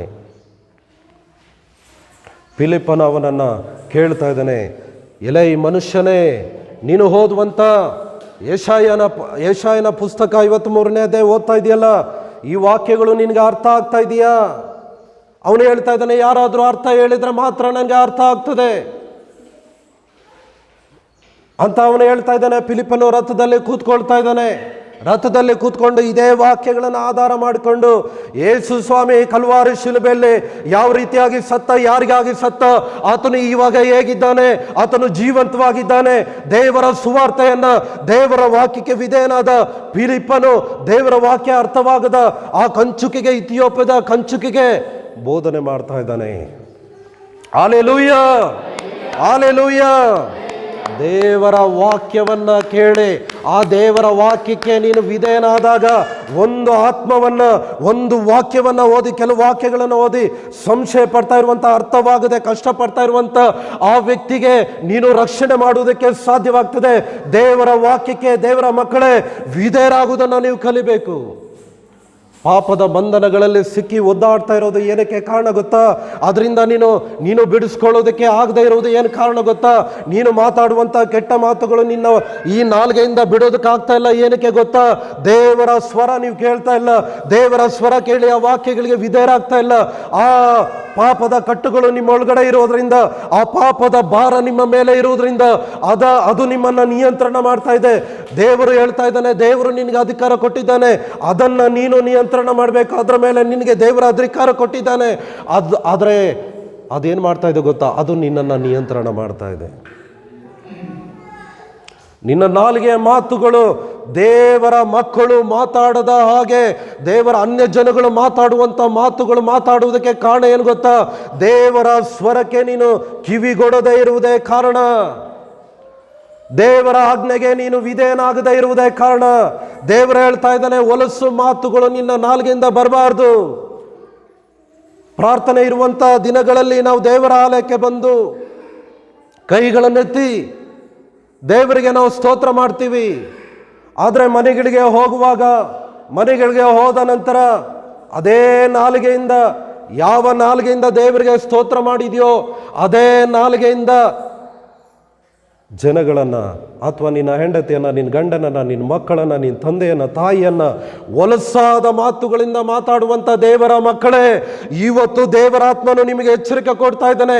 ಒಬ್ಬ ವ್ಯಕ್ತಿಯನ್ನು ಸೂಚಿಸಿ ನಾನು ಹೇಳ್ತಾ ಇಲ್ಲ. ಈ ರೀತಿಯಾಗಿ ಮಾತನಾಡುವಂಥ ದೇವರ ಮಕ್ಕಳೇ, ಪವಿತ್ರಾತ್ಮನು ನಿನ್ನನ್ನು ಹೊಡಿತಾನೆ, ಪವಿತ್ರಾತ್ಮನು ನಿನ್ನನ್ನು ಹೊಡಿತಾನೆ. ಇನ್ನು ಮೇಲೆ ನಿನ್ನ ನಾಲಿಗೆ ಎಲ್ಲ ಮಾತುಗಳು ಬರದ ಹಾಗೆ ನಿನ್ನ ನಾಲಿಗೆಯನ್ನು ದೇವರು ತಿರುಗಿಸಿಬಿಡ್ತಾನೆ. ಬಹಳ ಎಚ್ಚರಿಕೆಯಿಂದ ಇರಬೇಕು. ದೇವರ ಆಲಯದಲ್ಲಿ ಅಥವಾ ನಾವು ಪ್ರಾರ್ಥನೆ ಮಾಡುವಂಥ ಸ್ಥಳದಲ್ಲಿ ಈ ನಾಲಿಗೆ, ಸುಂದರವಾದ ನಾಲಿಗೆಯನ್ನು ದೇವರನ್ನು ಆರಾಧನೆ ಮಾಡುವುದಕ್ಕೆ ಉಪಯೋಗ ಮಾಡ್ತೀವಿ. ಮನೆಗಳಿಗೆ ಹೋದಾಗ ನಿನ್ನನ್ನು ಅವಮಾನ ಮಾಡುವಂಥ ವ್ಯಕ್ತಿಗಳು ಅಥವಾ ನಿನ್ನ ಜೊತೆಯಲ್ಲಿರುವಂಥ ವ್ಯಕ್ತಿಗಳನ್ನು ಹೊಲಸಾದ ಮಾತುಗಳಿಂದ ನೀನು ಬೈಯುವಾಗ ಯಾರಿಗೆ ನೀನು ಅವಮಾನ ಮಾಡ್ತಾ ಇದೀಯಾ? ದೇವರಿಗೆ ನೀನು ಅವಮಾನ ಮಾಡ್ತಾ ಇದೀಯಾ? ಪವಿತ್ರಾತ್ಮರಿಗೆ ನೀನು ಆ ಒಂದು ದುಃಖ ಪಡಿಸ್ತಾ ಇದೀಯಾ? ಪ್ರೀತಿಯ ದೇವರ ಮಕ್ಕಳೇ, ನನ್ನ ದೇಹ ಇದೆಯಲ್ಲ, ನನ್ನ ದೇಹವೇ ದೇವರ ಆಲಯ. ನಿನ್ನ ದೇಹ ಇದೆಯಲ್ಲ, ನಿನ್ನ ದೇಹವೇ ದೇವರ ಆಲಯ. ಇದು ಒಂದು ಕಟ್ಟಡ ಅಷ್ಟೇ, ಒಂದು ಬಿಲ್ಡಿಂಗ್ ಅಷ್ಟೇ ಈ ಸಭೆ ಅನ್ನೋದು. ನಿಜವಾಗಿ ಹೇಳಬೇಕಾದ್ರೆ ನೀನೇ ದೇವರ ಆಲಯ. ಈ ದೇವರ ಆಲಯದಲ್ಲಿ ನಿನ್ನ ನಾಲಿಗೆ ಕೂಡ ಇದೆ. ದೇವರ ಆಲಯದಲ್ಲಿ ನಿನ್ನ ಕೈಗಳು ಕೂಡ ಇದೆ, ದೇವರ ಆಲಯದಲ್ಲಿ ನಿನ್ನ ಕಣ್ಣುಗಳಿದೆ, ಕಿವಿಗಳಿದೆ, ಮೈಂಡ್ ಇದೆ, ಹೃದಯ ಇದೆ, ಕಾಲುಗಳಿದೆ, ಎಲ್ಲ ಇದೆ. ಈ ದೇವರ ಆಲಯ ದೇವರಿಗೆ ಮಾತ್ರ ಸೀಮಿತವಾಗಿರಬೇಕು. ಈ ದೇವರ ಆಲಯವನ್ನು ಯಾವಾಗಲೂ ಕ್ಲೀನ್ ಮಾಡ್ತಾ ಇರಬೇಕು. ಈ ನಾಲ್ಗೆ ಮಾತುಗಳನ್ನು ಯಾವಾಗಲೂ ಕ್ಲೀನ್ ಮಾಡ್ತಾ ಇರಬೇಕು. ನಾನು ಏನು ಹೇಳ್ತಾ ಇದ್ದೀನಿ ಗೊತ್ತಾ? ಎಲಿಯನು ದೇವರ ಆಜ್ಞೆಯನ್ನು ಕೇಳಿ ಅವನು ಬೇಗ ವಿಧೇಯನಾಗ್ತಾ ಇದ್ದಾನೆ. ದೇವರೇ, ನಾನು ಕೆರೆ ತಳ್ಳದಲ್ಲಿ ಹೋದ್ರೆ ನನಗೆ ಆಹಾರ ಯಾರು ಕೊಡ್ತಾರೆ? ನನಗೆ ಪ್ರೊಟೆಕ್ಷನ್ ಯಾರು ಕೊಡ್ತಾರೆ? ನನ್ನ ಆರೋಗ್ಯ ಯಾರು ಕೊಡ್ತಾರೆ? ನನಗೆ ಬಟ್ಟೆಯನ್ನು ಯಾರು ಕೊಡ್ತಾರೆ? ನನಗೆ ಮಾಂಸ ಯಾರು ಕೊಡ್ತಾರೆ? ನೀರು ಯಾರು ಕೊಡ್ತಾರೆ? ರೊಟ್ಟಿ ಯಾರು ಕೊಡ್ತಾರೆ ಎಂಬುದಾಗಿ ಎಲಿಯನು ಹೇಳದೆ ಅವನು ದೇವರ ಹೇಳಿದ್ನಲ್ವಾ, ದೇವರ ವಾಕ್ಯಕ್ಕೆ ನಾನು ವಿಧೇಯನಾಗಬೇಕು. ನಿನಗೆ ಇದೇ ನಂಬಿಕೆ ಇರಬೇಕು. ದೇವರು ಹೇಳಿದ ದೇವರ ವಾಕ್ಯಕ್ಕೆ ವಿಧೇಯನಾಗಬೇಕು. ಅದು 1 ಕೋಟಿ ಹೋದ್ರೂ ಪರವಾಗಿಲ್ಲ, ದೇವರ ವಾಕ್ಯಕ್ಕೆ ನೀನು ವಿಧೇಯನಾಗಬೇಕು. ನಿನ್ನ ಸಂಬಳ ಕಟ್ಟಾದ್ರೂ ಪರವಾಗಿಲ್ಲ, ದೇವರ ವಾಕ್ಯಕ್ಕೆ ನೀನು ವಿಧೇಯನಾಗಬೇಕು. ನಿನಗೆ ಅವಮಾನ ಆದರೂ ಪರವಾಗಿಲ್ಲ, ನಿನ್ನನ್ನು ಹಿಂಸೆ ಮಾಡಿದ್ರೂ ಪರವಾಗಿಲ್ಲ, ದೇವರ ವಾಕ್ಯಕ್ಕೆ ನೀನು ವಿಧೇಯನಾಗಬೇಕು. Be obedient to God's voice. ದೇವರ ವಾಕ್ಯಕ್ಕೆ, ದೇವರ ಸ್ವರಕ್ಕೆ ನೀನು ವಿಧೇಯನಾಗಬೇಕು. ಇವಾಗ ನಾನು ಪ್ರಶ್ನೆ ಕೇಳಿ ಮುಂದಿನ ಭಾಗಕ್ಕೆ ಹೋಗೋದಕ್ಕೆ ಇಷ್ಟಪಡ್ತೇನೆ. ಎಷ್ಟು ಜನ ದೇವರ ಮಕ್ಕಳು ನಾಲಿಗೆಯಿಂದ ಹೊಲಸಾದ ಮಾತುಗಳನ್ನು ಮಾತಾಡ್ತಾ ಇದ್ದಾರೆ, ಕೆಟ್ಟ ಮಾತುಗಳನ್ನು ಮಾತಾಡ್ತಾ ಇದ್ದಾರೆ. ಅದು ನಿನ್ನ ಕೈಯಿಂದ ಹೋಗ್ತಾ ಇಲ್ಲ. ಯಾಕೆ? ಒಂದೇ ಒಂದು ಕಾರಣ, ದೇವರ ಸ್ವರ ನೀನು ಕೇಳ್ತೀಯ ಅಷ್ಟೇ, ಆದರೆ ವಿಧೇಯನಾಗೋದಿಲ್ಲ. ಹೌದಲ್ವಾ? ದೇವರ ವಾಯ್ಸ್ ಮಾತ್ರ ನೀನು ಕೇಳ್ತೀಯ, ಆಲಯಕ್ಕೆ ಬರ್ತೀಯ, ದೇವರ ಸೇವಕರು ಹೇಳುವಂಥ ಒಳ್ಳೆ ವಾಕ್ಯವನ್ನು ಕೇಳ್ತೀಯ. ಆ ವಾಕ್ಯವನ್ನು ಈ ಕಿವಿಯಿಂದ ಕೇಳಿ ಈ ಕಿವಿಯಿಂದ ಬಿಡ್ತೀಯ, ಹೃದಯದ ಹಲಿಗೆಯಲ್ಲಿ ಬರೆದಿಟ್ಕೊಳ್ಳೋದಿಲ್ಲ. ಒಂದು ವೇಳೆ ಬರೆದಿಟ್ಟುಕೊಂಡ್ರು ಕೂಡ ಆ ವಾಕ್ಯಕ್ಕೆ ನೀನು ಭಯಪಡೋದಿಲ್ಲ, ದೇವರಿಗೆ ಭಯಪಡೋದಿಲ್ಲ. ಆ ವಾಕ್ಯಕ್ಕೆ ನೀನು ಬೇಗ ವಿಧೇಯನಾಗೋದಿಲ್ಲ. ವಿಧೇಯನಾದ್ರೆ ನಿನಗೆ ಕಣ್ಣೀರು ಬರ್ತದೆ, ಅವಮಾನ ಬರ್ತದೆ. ಆದರೂ ದೇವರ ವಾಕ್ಯಕ್ಕೆ ವಿಧೇಯನಾಗಬೇಕಂತ ಸೇವಕರು ಹೇಳಿದ್ರು, ದೇವರ ವಾಕ್ಯ ದೇವರೇ ಹೇಳಿದ್ರು. ಆ ವಾಕ್ಯಕ್ಕೆ ಮಾತ್ರ ನಾನು ವಿಧೇಯನಾಗಬೇಕು, ನನಗೆ ಅವಮಾನ ಆದರೂ ಪರವಾಗಿಲ್ಲ. ಈ ದೃಢವಾದ ನಂಬಿಕೆ, ಈ ದೃಢವಾದ ಭಯ ಭಕ್ತಿ ನಿನ್ನಲ್ಲೂ ನನ್ನಲ್ಲೂ ಇರಬೇಕು. ಅನ್ಯ ಜನಗಳೊಟ್ಟಿಗೆ ಜಗಳ ಆಡುವಾಗ ನಿನ್ನ ಬಾಯಿಂದ ಬರುವಂಥ ಮಾತುಗಳನ್ನು ನೀನು ಒಂದು ಶೋಧನೆ ಮಾಡಬೇಕು. ಅನ್ಯ ಜನಗಳು ಮಾತಾಡುವಂಥ ರೀತಿಯಲ್ಲಿ ನೀನು ಮಾತನಾಡ್ತಾ ಇದ್ರೆ ದೇವರ ಸ್ವರ ಮಾತ್ರ ನಾನು ಕೇಳಿದ್ದೇನೆ, ಆದರೆ ವಿಧೇಯನಾಗ್ತಾ ಇಲ್ಲ. ಹೆಸರಿಗೆ ಮಾತ್ರ ನಾನು ಯೇಸು ಸ್ವಾಮಿಯ ಸೇವಕ, ಹೆಸರಿಗೆ ಮಾತ್ರ ಯೇಸು ಸ್ವಾಮಿಯ ಮಕ್ಕಳು, ಹೆಸರಿಗೆ ಮಾತ್ರ ಯೇಸು ಸ್ವಾಮಿಯ ರಕ್ತದಿಂದ ತೊಳೆಯಲ್ಪಟ್ಟವರು, ಹೆಸರಿಗೆ ಮಾತ್ರ ಬೈಬಲನ್ನು ಕೈಯಲ್ಲಿ, ಮನೆಯಲ್ಲಿ, ಕಾರಲ್ಲಿ, ಗಾಡಿಗಳಲ್ಲಿ, ಎಲ್ಲ ಕಡೆಗಳಲ್ಲಿ ಇಟ್ಕೊಂಡಿರ್ತೀವಿ. ಆದರೆ ಇದು ನಮ್ಮ ಹೃದಯಗಳಲ್ಲಿ ಹೋಗೋದಿಲ್ಲ, ಹೋದರೂ ಕೂಡ ವಿಧೇಯರಾಗೋದಿಲ್ಲ. ದೇವರ ಆತ್ಮನು ಹೇಳುವುದನ್ನು ನಾನು ಹೇಳ್ತಾ ಇದ್ದೀನಿ. ಪವಿತ್ರ ಆತ್ಮನು ನಿಮ್ಮನ್ನು ಹೊಡೆದರೆ, ದೇವರು ನಿಮ್ಮನ್ನು ಹೊಡೆದರೆ ಯಾರು ಬಿಡಿಸೋದಕ್ಕೆ ಬರೋದಕ್ಕೆ ಆಗೋದಿಲ್ಲ. ಯೂದನು, ಇಸ್ಕರಿಯೋತ ಯೂದನು ಒಳ್ಳೆಯ ದೇವರ ಸೇವಕನಾದ ಯೇಸು ಒಟ್ಟಿಗೆ 3.5 ವರ್ಷಗಳ ಕಾಲ ಇದ್ದ. ಇಸ್ಕರಿಯೋತ ಯೂದನು ಒಳ್ಳೆಯ ಸಭಾಪಾಲಕ, ಯೇಸು ಸ್ವಾಮಿಯೊಟ್ಟಿಗೆ 3.5 ವರ್ಷಗಳ ಕಾಲ ಮಲಗಿಕೊಳ್ತಾ ಇದ್ದ. ಒಳ್ಳೆ ದೇವರ ಸೇವಕನು ಯೇಸು ಸ್ವಾಮಿ, ದೇವರ ಮಗನು. 3.5 ವರ್ಷಗಳ ಕಾಲ ಯೇಸು ಸ್ವಾಮಿ ಜೊತೆ ಮಲ್ಕೊಳ್ತಾ ಇದ್ದ. ಯೇಸು ಸ್ವಾಮಿ ಸೇವೆಯಲ್ಲಿ ಬರುವಂಥ ಹಣವನ್ನು ತನ್ನ ಜೋಬಲ್ಲಿ ಇಟ್ಕೊಳ್ತಾ ಇದ್ದಾನ, ಖಜಾಂಚಿ ಆಗಿದ್ದ. ಆದರೆ ಯೇಸುವನ್ನು ಅವನು ಇಟ್ಕೊಟ್ಬಿಟ್ಟ. ದೇವರ ವಾಕ್ಯವನ್ನು ಬೋಧನೆ ಮಾಡುವಂಥವರಿಗೆ, ದೇವರ ವಾಕ್ಯವನ್ನು ಹೇಳುವಂಥ ಯೇಸು ಸ್ವಾಮಿ ಅವನಿಗೆ ಪಾಲಕನಾಗಿದ್ದ, ಬೋಧಕನಾಗಿದ್ದ, ಸಭಾಪಾಲಕನಾಗಿದ್ದ, ಶ್ರೇಷ್ಠ ಲೀಡರ್ ಆಗಿದ್ದ. ಅನೇಕ ದೇವರ ದೊಡ್ಡ ದೊಡ್ಡ ಸೇವಕರುಗಳನ್ನು ಅಭಿಷೇಕ ಮಾಡುವಂಥ ಯೇಸು ಸ್ವಾಮಿಯ ಸೇವಕನಾಗಿದ್ದ ಇವನು. ಆದರೆ ಏನು ಮಾಡ್ದ ಇವನು? ಯೇಸುವನ್ನೇ ಹಿಡ್ಕೊಟ್ಬಿಟ್ಟ. ಯಾವ ಸೇವಕನು, ನಿನ್ನ ಸಭಾಪಾಲಕನು ಎಷ್ಟು ಅಭಿಷೇಕ ಹೊಂದಿದ್ದಾನೆ, ಯಾವ ರೀತಿಯಾಗಿ ಬೋಧನೆ ಮಾಡ್ತಾರೆ, ಯಾವ ರೀತಿಯಾಗಿ ಅವರು ಪ್ರಾರ್ಥನೆ ಮಾಡ್ತಾರೆ, ಅದು ಅಲ್ಲ ಡಿಪೆಂಡ್ ಆಗೋದು. ದೇವರ ವಾಕ್ಯಕ್ಕೆ, ಅವರು ಬೋಧನೆ ಮಾಡುವಂಥ ವಾಕ್ಯಕ್ಕೆ. ನನ್ನ ದೇವರ ಸೇವಕನು, ದೊಡ್ಡ ಸೇವಕನು, ಅವರು ಪ್ರಾರ್ಥನೆ ಮಾಡಿದ್ರೆ ದೆವ್ವಗಳು ಓಡೋಗ್ತದೆ, ಸತ್ತವರು ಎಬ್ಬಿಸಲ್ಪಡ್ತಾರೆ ಅನ್ನೋದಲ್ಲ ಮುಖ್ಯ. ಕೇಳಿ, ಇದಲ್ಲ ಮುಖ್ಯ. ದೇವರ ವಾಕ್ಯಕ್ಕೆ ನೀನು ವಿಧೇಯನಾಗ್ತಾ ಇದೆಯಾ, ಇದೇ ಮುಖ್ಯ. ಇಸ್ಕರಿಯೋತ ಯೂದನು ಸತ್ತವರನ್ನು ಬರೀ ಮಾತಿನಿಂದ ಜೀವಂತವಾಗಿ ಎಬ್ಬಿಸಿದ ಯೇಸುವನ್ನು ಕೇವಲ 30 ನಾಣ್ಯಗಳಿಗೆ ಒಪ್ಪಿಸಿಕೊಟ್ಟು ಬಿಟ್ಟನು. ದಯವಿಟ್ಟು ಈ ಕಡೆ ನೋಡಿ, ಈ ಕಡೆ. ಕೇವಲ 30 ನಾಣ್ಯಗಳಿಗೆ ಇಡೀ ಪ್ರಪಂಚವನ್ನು ಉಂಟು ಮಾಡಿದ, ವಿಶ್ವಮಂಡಲವನ್ನು ಉಂಟು ಮಾಡಿದ, ಭೂಮಿ ಆಕಾಶವನ್ನು ಉಂಟು ಮಾಡಿದ, ಈ ಮಕ್ಕಳನ್ನು ಉಂಟು ಮಾಡಿದ, ನಿಮ್ಮ ತಂದೆ ತಾಯಿಗಳನ್ನು ಉಂಟು ಮಾಡಿದ, ನಿಮ್ಮನ್ನು ಉಂಟು ಮಾಡಿದ ಯೇಸುವನ್ನು ಅವನೇನು ಮಾಡ್ತಾ ಇದ್ದಾನೆ? ಕೇವಲ 30 ನಾಣ್ಯಗಳಿಗೆ ಯೇಸುವನ್ನು ಒಪ್ಪಿಸಿಕೊಟ್ಬಿಟ್ಟ. ಹೇಗೆ? ಯೇಸುಗೆ ಕೆನ್ನೆಗೆ ಮುತ್ತಿಟ್ಟು ಶತ್ರುಗಳ ವಶ ಮಾಡ್ದ. ಯಾವ ದೇವರ ಸೇವಕರು ನಿನ್ನ ಸೇವಕರು? ಅವರು ದಿನಕ್ಕೆ 15 ಅವರು ಪ್ರಾರ್ಥನೆ ಮಾಡ್ತಾರೆ, ಅದೆಲ್ಲ ಮುಖ್ಯ. ಅವರು 10 ಅಧ್ಯಾಯಗಳು ದಿನಕ್ಕೆ ಓದ್ತಾರೆ, ಇದೆಲ್ಲ ಮುಖ್ಯ. ಅವರು ಪ್ರಸಂಗ ಮಾಡಿದ್ರೆ ದೆವ್ವಗಳು ಬಿಟ್ಟು ಹೋಗ್ತದೆ, ಸತ್ತವರು ಎಬ್ಬಿಸಲ್ಪಡ್ತಾರೆ. ನನ್ನ ಸಭೆ ದೊಡ್ಡ ಸಭೆ, ಇದೆಲ್ಲ ಮುಖ್ಯ. ದೇವರ ವಾಕ್ಯಕ್ಕೆ ನೀನು ವಿಧೇಯನಾಗಬೇಕು, ಇದೇ ಮುಖ್ಯ. ಎಷ್ಟು ಚೆನ್ನಾಗಿ ಅರ್ಥ ಆಗ್ತಾ ಇದೆ? ಇಸ್ಕರಿಯೋತ ಯೂದನು ದೊಡ್ಡ ಸೇವಕರುಗಳನ್ನು ಅಭಿಷೇಕ ಮಾಡುವಂತ ಯೇಸು ಸ್ವಾಮಿಯ ಶಿಷ್ಯನಾಗಿದ್ದ. ಆದರೆ ಯೇಸುವನ್ನ ಅವನು ಹಿಡ್ಕೊಟ್ಬಿಟ್ಟ. ಏನಕ್ಕೆ? 30 ನಾಣ್ಯಗಳಿಗೆ. ಯೇಸುಗಿಂತ ಅವನಿಗೆ ಏನು ಬೇಕಾಯ್ತು? 30 ನಾಣ್ಯಗಳು ಬೇಕಾಯ್ತು.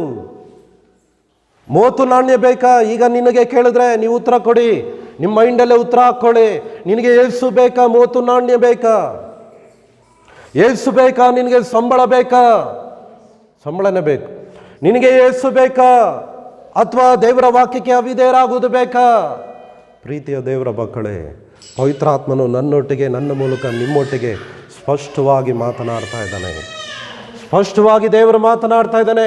ವಾರಕ್ಕೆ 1 ದಿನ ಬಂದು ದೇವರನ್ನು ಆರಾಧನೆ ಮಾಡುವಂಥ ದೇವರ ಮಕ್ಕಳೇ, ಪ್ರತಿದಿನ ದೇವರ ಆಲಯಕ್ಕೆ ಬಂದು ಆರಾಧನೆ ಮಾಡುವಂಥ ದೇವರ ಮಕ್ಕಳೇ, ನೀನು ಪ್ರತಿ ಕ್ಷಣ ಕೂಡ ದೇವರ ಪ್ರಸನ್ನತೆಯಲ್ಲಿದ್ದು ದೇವರ ವಾಕ್ಯಕ್ಕೆ ನೀನು ವಿಧೇಯನಾಗಿಲ್ಲ ಅಂದರೆ ನಿನ್ನ ಭಕ್ತಿ ನಿಷ್ಪ್ರಯೋಜನವಾದದ್ದು. ನಿನ್ನ ಭಕ್ತಿ ದೇವರಿಗೆ ಮೆಚ್ಚುಗೆಯಾದದ್ದಲ್ಲ. ದೇವರ ಪ್ರಸನ್ನತೆಯಲ್ಲಿ 2 ರೀತಿಯಾದ ವ್ಯಕ್ತಿಗಳು ಇರ್ತಾರೆ. ಒಬ್ಬರು ದೇವರನ್ನ ಹಿಡ್ಕೊಡುವಂಥವರು, ಮತ್ತೊಬ್ಬರು ದೇವರನ್ನ ಸನ್ಮಾನ ಮಾಡುವಂಥವರು. ದೇವರಾಲಯದಲ್ಲಿ 2 ರೀತಿಯಾದ 2 ಕ್ಯಾರೆಕ್ಟರ್ ಇರುವಂಥ ವ್ಯಕ್ತಿಗಳು ಇರ್ತಾರೆ. ದೇವರ ವಾಕ್ಯಕ್ಕೆ ವಿಧೇಯರಾಗುವಂಥವರು, ದೇವರ ವಾಕ್ಯಕ್ಕೆ ಅವಿಧೇಯರಾಗುವಂಥವರು. ದೇವರ ವಾಕ್ಯಕ್ಕೆ ಅವಿಧೇಯರಾದರೆ ದೇವರಿಗೆ ನೀನು ಮೆಚ್ಚುಗೆಯಾಗಿ ಇರುವುದಕ್ಕೆ ಸಾಧ್ಯತೆ ಇಲ್ಲ. Hallelujah, hallelujah, hallelujah, hallelujah. ದೇವರ ವಾಕ್ಯಕ್ಕೆ ನೀನು ಕಿವಿಗೊಡಬೇಕು. ದೇವರ ಸ್ವರಕ್ಕೆ ನೀನು ವಿಧೇಯನಾಗಬೇಕು. Be obedient to God's voice. ದೇವರ ವಾಕ್ಯವನ್ನು ಕೇಳಿ ಬೇಗ ವಿಧೇಯನಾಗಬೇಕು. ಆಗ ಒಂದು ಆತ್ಮ ರಕ್ಷಣೆಗೆ ಬರ್ತದೆ.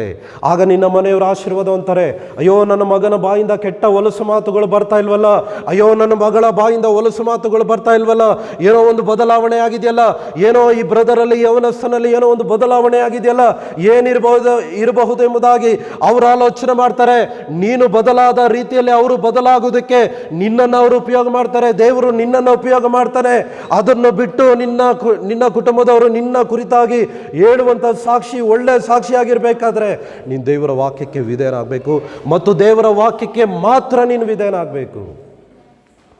ಆಗ ನಿನಗೆ ಬೇಕಾದ ಮಾಂಸ, ರೊಟ್ಟಿ ಕಾಗೆಗಳಿಗೂ ಬಂದು ಕೊಡುತ್ತದೆ.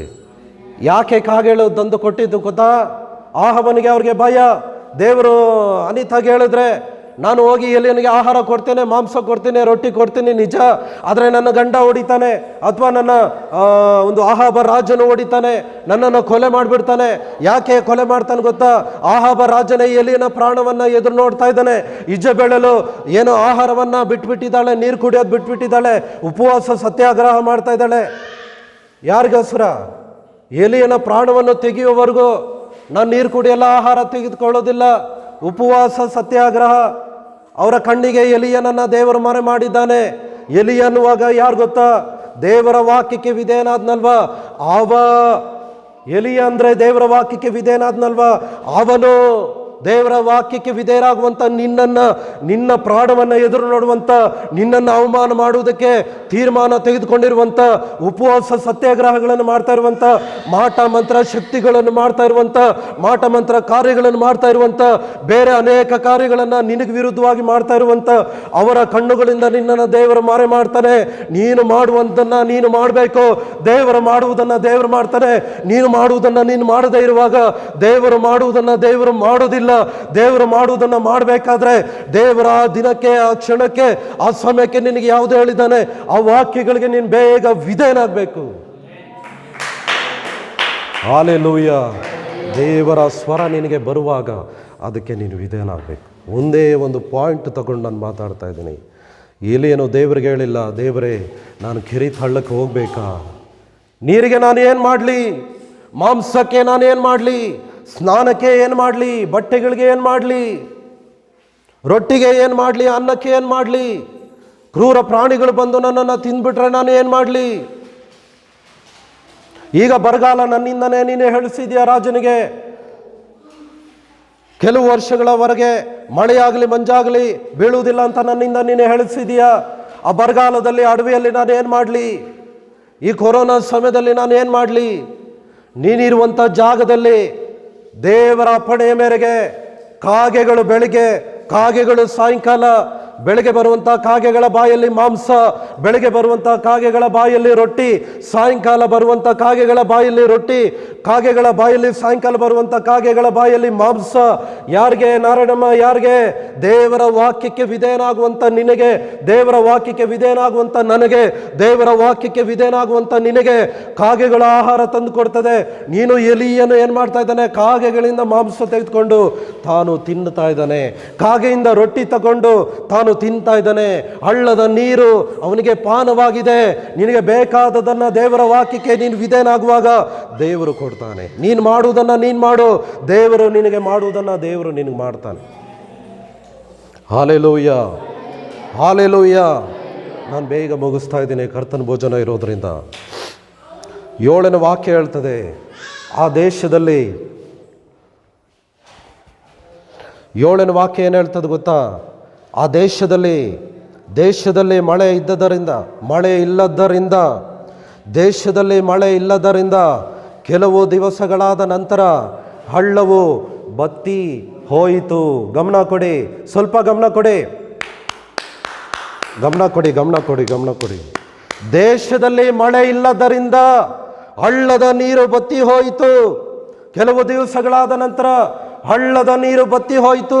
ಕೆಲವು ದಿವಸಗಳಂದ್ರೆ ಎಷ್ಟೋ ತಿಂಗಳುಗಳು ದೇವರವನನ್ನು ಸಂರಕ್ಷಣೆ ಮಾಡ್ದ. ಆಹವನ ಕಣ್ಣಿಂದ ಸಂರಕ್ಷಣೆ ಮಾಡ್ದ, ಇಜಬೇಲಳ ಕಣ್ಣಿಂದ ಸಂರಕ್ಷಣೆ ಮಾಡ್ದ, ಸೈನಿಕರ ಕಣ್ಣಿಂದ ಸಂರಕ್ಷಣೆ ಮಾಡ್ದ, ಬೇರೆ ಯಾವುದೇ ಕುಟುಂಬದವರ ಕಣ್ಣುಗಳಿಂದ ಮರೆ ಮಾಡ್ದ. ಯಾರನ್ನ? ಎಲಿಯನನ್ನು ಮರೆ ಮಾಡ್ದ. ಆದರೆ ಕಾಗೆಗಳ ಕಣ್ಣುಗಳಿಗೆ ಎಲಿಯನನ್ನು ಮರೆ ಮಾಡಲಿಲ್ಲ. ಅವನ ಹಿತವನ್ನು ಬಯಸುವಂಥವರ ಕಣ್ಣುಗಳಿಗೆ ಎಲಿಯನನ್ನು ಮರೆ ಮಾಡಲಿಲ್ಲ. ಅವು ಕಾಗೆಗಳು ರೊಟ್ಟಿ ಮಾಂಸ ತಂದು ಕೊಡ್ತಾ ಇದ್ವು, ಅವನು ತಗೊಂಡು ತಿಂತಾ ಇದ್ದ. ಎಷ್ಟು ತಿಂಗಳುಗಳು, ಎಷ್ಟು ದಿನಗಳು? ಅನೇಕ ತಿಂಗಳುಗಳು. ಸ್ವಲ್ಪ ಗಮನ ಕೊಡು, ವರ್ಷ ಸ್ವಲ್ಪ ಗಮನ ಕೊಡಿ.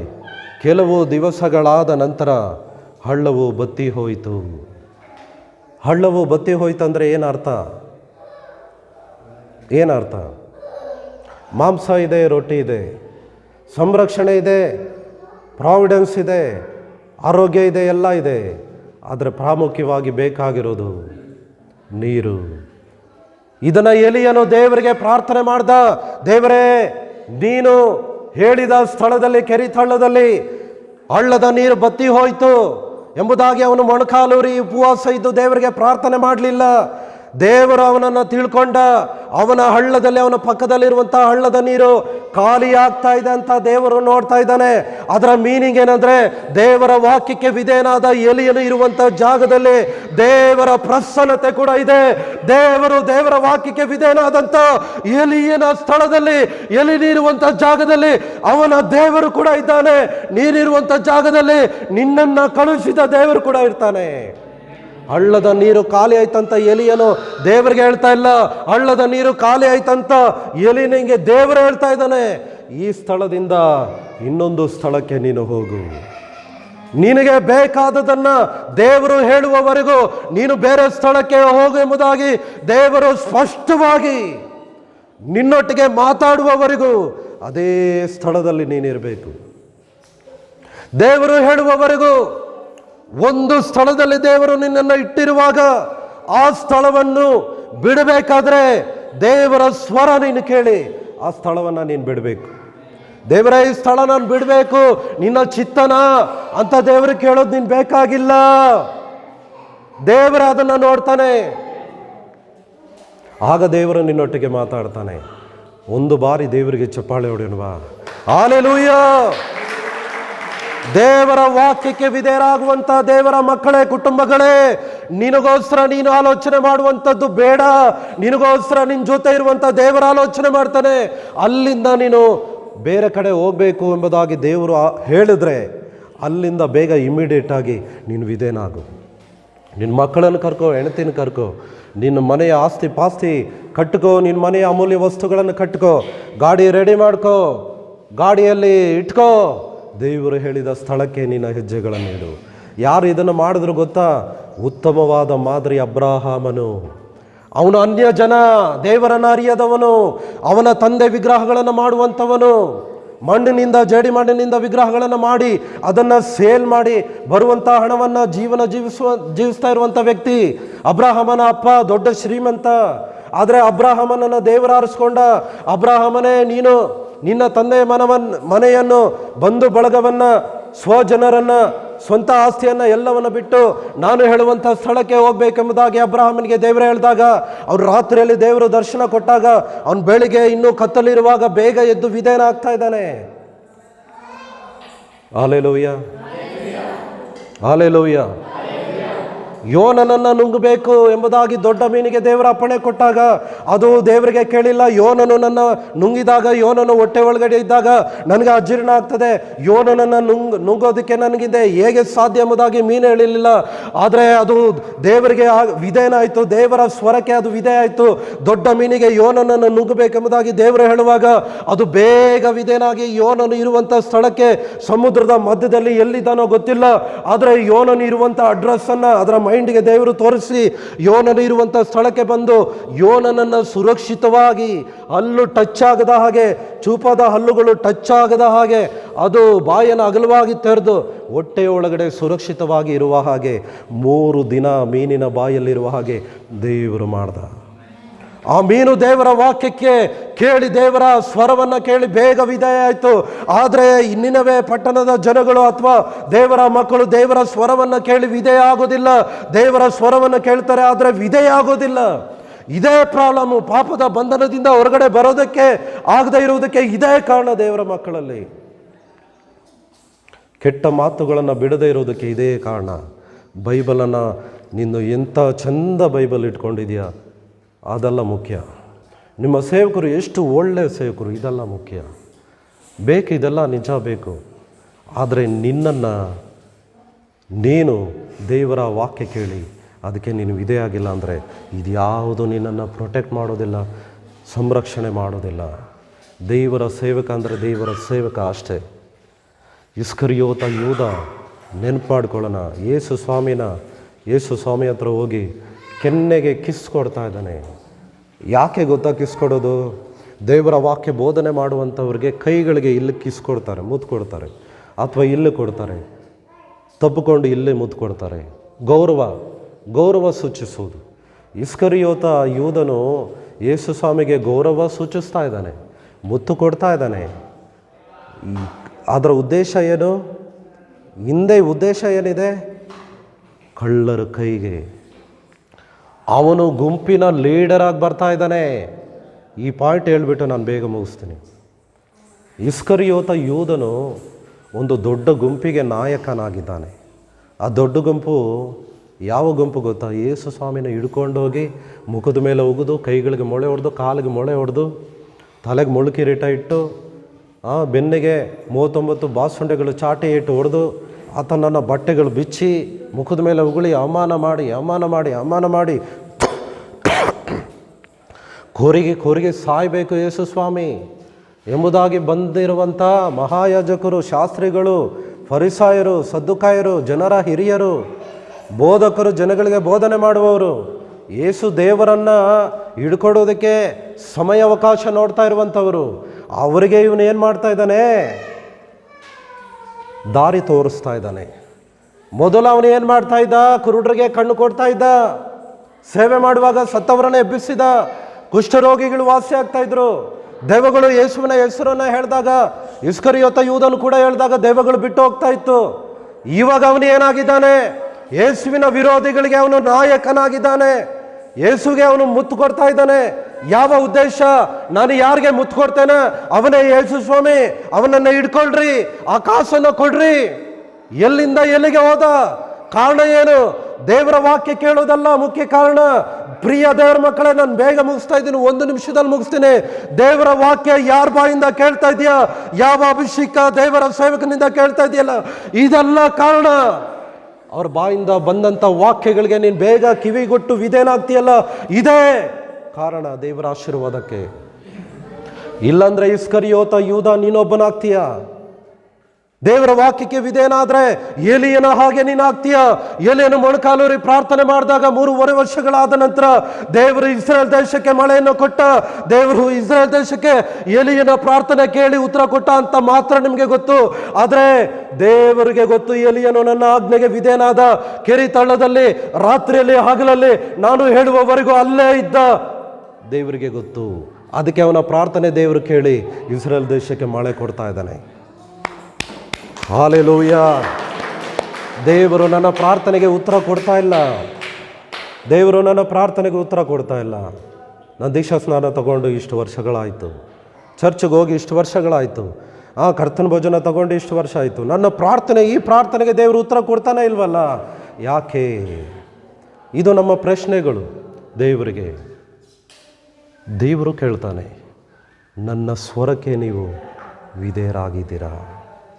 ದೇವರು ಹೇಳಿದ ಸ್ಥಳದಲ್ಲಿ ಇದ್ದಾಗ ಮಾತ್ರ ಆ ಕಾಗೆ ಅಲ್ಲಿಗೆ ಬರ್ತದೆ. ಇಲ್ಲಾಂದ್ರೆ ಕಾಗೆ ಅಲ್ಲಿಗೆ ಬರ್ತದೆ, ಎಲಿಯಾ ಇಲ್ಲ, ಮಾಂಸ ಎತ್ಕೊಂಡು ಹೋಗುತ್ತೆ ವಾಪಸ್. ಈ ಪಾಯಿಂಟ್ ಎಷ್ಟು ಚೆನ್ನಾಗಿ ಅರ್ಥ ಆಯಿತು. ದೇವರ ಆಶೀರ್ವಾದ ನೀರಿರುವಂಥ ಜಾಗಕ್ಕೆ ಬರುತ್ತೆ. ಆ ಸ್ಥಳದಲ್ಲಿ ನೀನು ಇದ್ದಾಗ ಆಶೀರ್ವಾದ ಹಿಂದಕ್ಕೆ ಹೋಗುತ್ತೆ. ಕಾಗೆಗಳು ಅಲ್ಲೇ ಬಿಟ್ಟು ಹೋಗುತ್ತಾ? ದೇವರು ಅದ್ರ ಮೈಂಡನ್ನು ಚೇಂಜ್ ಮಾಡಿಬಿಡ್ತಾನೆ. ಈ ಮಾಂಸ ನೀನು ತಿನ್ನು, ಈ ರೊಟ್ಟಿ ನೀನು ತಿನ್ನು. ಅವನು ದೇವರ ವಾಕ್ಯಕ್ಕೆ ವಿಧೇಯನಾಗಲಿಲ್ಲ. ಅದು ನಿನಗೆ ಅನ್ವಯ ಮಾಡ್ಕೋ. ಎಲಿ ಅನ್ನುವಂಥ ಜಾಗದಲ್ಲಿ ನಿನ್ನ ಹೆಸರು ಹಾಕೋ. ದೇವರ ವಾಕ್ಯಕ್ಕೆ ನೀನು ವಿಧೇಯನಾದರೆ ಮಾತ್ರ ಕಾಗೆ ನೀನಿರುವಂಥ ಜಾಗಕ್ಕೆ ಬರ್ತದೆ, ರೊಟ್ಟಿ ಕೊಡ್ತದೆ, ಮಾಂಸ ಕೊಡ್ತದೆ. ದೇವರು ಏನೆಲ್ಲ ಕಳಿಸಿದಾನೋ ಅದೆಲ್ಲ ನಿನ್ನ ಹತ್ರಕ್ಕೆ ಬರ್ತದೆ. ನೀನು ಕೈ ಚಾಚಬೇಕು, ಇಸ್ಕೋಬೇಕು, ತಿನ್ನಬೇಕು, ನೀರು ಕುಡಿಬೇಕು, ಅಷ್ಟೇ. ಇರೋ ಜಾಗದಲ್ಲೇ ಇರು. Hallelujah, hallelujah. ಪ್ರಿಯ ದೇವ್ರ ಮಕ್ಕಳೇ, ನಾವೆಲ್ಲರೂ ಎದ್ದು ನಿಂತ್ಕೊಳ್ಳೋಣ. ನಾನು ಮುಗಿಸ್ತಾ ಇದ್ದೀನಿ. ಎದ್ದು ನಿಂತ್ಕೊಳ್ಳೋಣ, ಬೇಗ ಎದ್ದು ನಿಂತ್ಕೊಳ್ಳೋಣ. Thank you lord. ನಮ್ಮ ಕೈಗಳನ್ನು ಮೇಲಕ್ಕೆತ್ತೋಣ, ನಮ್ಮ ಕಣ್ಣುಗಳನ್ನು ಮುಚ್ಚೋಣ, ಎರಡೂ ಕೈಗಳನ್ನು ಯೇಸುವಿನ ಕಡೆಗೆ ಎತ್ತೋಣ. ಎರಡೂ ಕೈಗಳನ್ನು ಯೇಸುವಿನ ಕಡೆಗೆ ಎತ್ತೋಣ. ಪ್ರಿಯ ದೇವರ ಮಗಳೇ, ಪ್ರಿಯ ದೇವರ ಮಗನೇ, ಪ್ರಿಯ ದೇವರ ಕುಟುಂಬವೇ, ಪ್ರೀತಿಯ ದೇವರ ಸಭೆಯೇ, ದೇವರ ಸ್ವರ ಕೇಳುವುದು ಮಾತ್ರವಲ್ಲ, ದೇವರ ಸ್ವರಕ್ಕೆ ವಿಧೇಯನಾಗಬೇಕು. ದೇವರ ವಾಕ್ಯ ಕೇಳುವುದು ಮಾತ್ರವಲ್ಲ, ದೇವರ ವಾಕ್ಯಕ್ಕೆ ಬೇಗ ನೀನು ವಿಧೇಯನಾಗಬೇಕು. ಬೇಗ ನೀನು ವಿಧೇಯನಾದರೆ ನಿನಗಾಗಿ ಒಂದು ಟಗರನ್ನ ಇಸಾಕನಿಗೆ ಬದಲಾಗಿ ದೇವರು ಇಟ್ಟಿರುತ್ತಾನೆ. ಆ ಸ್ಥಳದಲ್ಲಿ ಆ ಟಗರನ್ನ ನೀನು ಕಾಣಬೇಕಾದ್ರೆ, ಇಸಾಕನ ಪ್ರಾಣವನ್ನ ಉಳಿದು ಟಗರು ಪ್ರಾಣ ಹೋಗ್ಬೇಕಾದ್ರೆ, ಆ ಟಗರನ್ನ ನೀನು ಕಣ್ಣಾರೆ ನೋಡ್ಬೇಕಾದ್ರೆ ಆ ಸ್ಥಳಕ್ಕೆ ನೀನು ಹೋಗ್ಬೇಕು.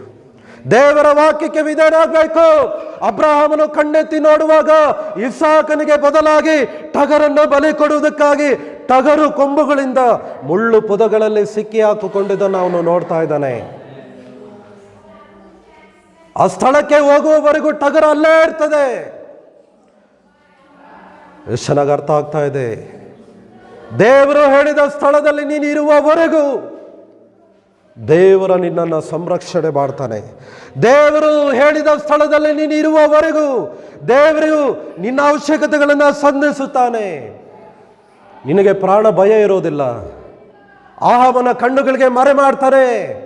ಕೆಲವೊಂದು ಕ್ರೂರ ಪ್ರಾಣಿಗಳಿಗೆ ನಿನ್ನನ್ನು ಮರೆ ಮಾಡ್ತಾನೆ. ನಿನ್ನ ಪ್ರಾಣ ತೆಗೆಯುವಂಥ ರೋಗಗಳಿಗೆ ಮರೆ ಮಾಡ್ತಾನೆ. ದೇವರೇ ನಿನಗೆ ಆರೋಗ್ಯದಾಯಕನಾಗಿರ್ತಾನೆ. ದೇವರು ತನ್ನಲ್ಲಿರುವಂಥ ಶಾಂತಿಯನ್ನು ನಿನಗೆ ಒದಗಿಸಿಕೊಡ್ತಾನೆ. ಕೆರೆ ತಳ್ಳದಲ್ಲಿರುವಂಥ ನೀರು ಬತ್ತಿ ಹೋಗುವುದನ್ನು ದೇವರು ನೋಡ್ತಾನೆ, ತಿಳ್ಕೊಳ್ತಾನೆ. ಎಲಿಯನೊಟ್ಟಿಗೆ ನಿನ್ನೊಟ್ಟಿಗೆ ದೇವರು ಮಾತನಾಡ್ತಾನೆ. ದೇವರ ಮಗನೇ, ದೇವರ ಮಗಳೇ, ಇಲ್ಲಿಂದ ಇನ್ನೊಂದು ಸ್ಥಳಕ್ಕೆ ಹೋಗು. ಆ ಬಡ ವಿಧವೆಗೆ ನಾನು ಆಜ್ಞಾಪಿಸಿದ್ದೇನೆ ನಿನ್ನನ್ನು ಪೋಷಣೆ ಮಾಡುವುದಕ್ಕಾಗಿ. ಯಾಕೆ ಗೊತ್ತಾ? ಎಲಿಯನಿಗೆ ಈ ಒಂದು ಅವಕಾಶವನ್ನು, ಸದಾವಕಾಶವನ್ನು ದೇವರು ಕೊಡ್ತಾ ಇದ್ದಾನೆ. ಒಂದೇ ಒಂದು ಕಾರಣ, ಅವನು ದೇವರ ಸೇವಕ. ಇನ್ನೊಂದು ಕಾರಣ ಏನಂದ್ರೆ, ದೇವರ ಆಜ್ಞೆಯನ್ನು ಕೇಳಿ, ದೇವರ ಸ್ವರ ಕೇಳಿ ಅವನು ಬೇಗ ವಿಧಾನ ಆಗ್ತಾ ಇದ್ದಾನೆ. ಇದೇ ಕಾರಣ ಬಡ ವಿಧವೆ ಮೂಲಕ ಕೆಲವು ವರ್ಷಗಳು ಅವನನ್ನು ದೇವರು ಪೋಷಣೆ ಮಾಡಿದ. ನಿನ್ನ ಕೊರತೆಗಳಿಗೆ ಕಾರಣ ನೀನು ದೇವರ ವಾಕ್ಯಕ್ಕೆ ಅವಿಧೇಯನಾಗುವುದು. ಒಂದು ನಿಮಿಷ ನಾವು ಕೈಗಳೆತ್ಬಿಡೋಣ, ಒಂದು ಸಣ್ಣ ಪ್ರಾರ್ಥನೆ ಮಾಡೋಣ. ಇವತ್ತು ನಿನ್ನೊಟ್ಟಿಗೆ ದೇವರು ಮಾತಾಡಿದರೆ, ನಾನು ಈ ಸಂದೇಶ ಕೊಡುವುದಕ್ಕಿಂತ ಮುಂಚೆ ದೇವರಿಗೆ ಕೇಳಿದೆ. 2 ಸಂದೇಶ ನನ್ನ ಹೃದಯದಲ್ಲಿ. ದೇವರೇ, ಯಾವ ಸಂದೇಶವನ್ನು ನಾನು ಆಯ್ಕೆ ಮಾಡಬೇಕು? ದೇವರು ಸ್ಪಷ್ಟವಾಗಿ ನನ್ನೊಟ್ಟಿಗೆ ಮಾತಾಡಿದವ ಸ್ವರ ಯಾವುದು ಗೊತ್ತಾ? Be obedient to God's voice. Yesu ಸ್ವಾಮಿ ದೇವರ ಸ್ವರಕ್ಕೆ ಕಿವಿಗೊಟ್ಟ. ಶಿಲುಬೆಗೆ ಹೋಗುವುದು ದೇವರ ಆಜ್ಞೆ. ಯೇಸುವಿನ ತಂದೆಯಾದ ದೇವರ ಆಜ್ಞೆ. ಬಾಯಿ ತರುವುದು ದೇವರಿಗೆ ಸ್ತೋತ್ರ ಮಾಡೋಣ. ಶಿಲುಬೆಗೆ ಹೋಗುವುದು ತಂದೆಯಾದ ದೇವರ ಆಜ್ಞೆ. ಆ ಆಜ್ಞೆಗೆ ಯೇಸು ಸ್ವಾಮಿ ವಿಧೇಯನ ಆಗ್ತಾ ಇದ್ದಾನೆ. ಪ್ರಾಣ ಹೋದ್ರು ದೇವರ ವಾಕ್ಯಕ್ಕೆ ವಿಧೇಯನ ಆಗುತ್ತಾ ಇದ್ದಾನೆ. ದೇವರ ವಾಕ್ಯಕ್ಕೆ ವಿಧೇಯನಾಗುವಾಗ ನಿನ್ನ ಪ್ರಾಣ ಹೋದ್ರೂ ಪರವಾಗಿಲ್ಲ, ನೀನು ವಿಧೇಯನಾಗಬೇಕು.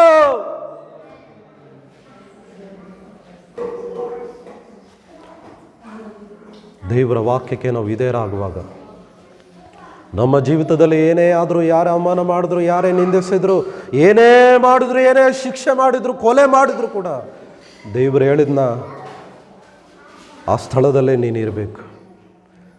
Thank you Lord. ಕಣ್ಣು ಮುಚ್ಚೋಣ, ಕಣ್ಣುಗಳನ್ನು ಮುಚ್ಚಿ ಪ್ರಾರ್ಥನೆ ಮಾಡೋಣ. ನಮ್ಮನ್ನು ಬಹಳವಾಗಿ ಪ್ರೀತಿ ಮಾಡುವಂತೆ ಯೇಸು ಸ್ವಾಮಿ, ಈ ವಾಕ್ಯಗಳಿಗಾಗಿ ನಮಗೆ ಸ್ತೋತ್ರ ಮಾಡ್ತಾ ಇದ್ದಾನೆ. ಇಷ್ಟೊತ್ತು ನಮ್ಮೊಟ್ಟಿಗೆ ನೀನು ಮಾತಾಡಿದ್ದಕ್ಕಾಗಿ ಸ್ತೋತ್ರ ದೇವರೇ. ದೇವರೇ, ನಿನ್ನ ಸ್ವರವನ್ನು ಕೇಳುವುದು ಮಾತ್ರವಲ್ಲ, ನಿನ್ನ ಸ್ವರಕ್ಕೆ ನಾವು ವಿಧೇಯರಾಗಬೇಕು.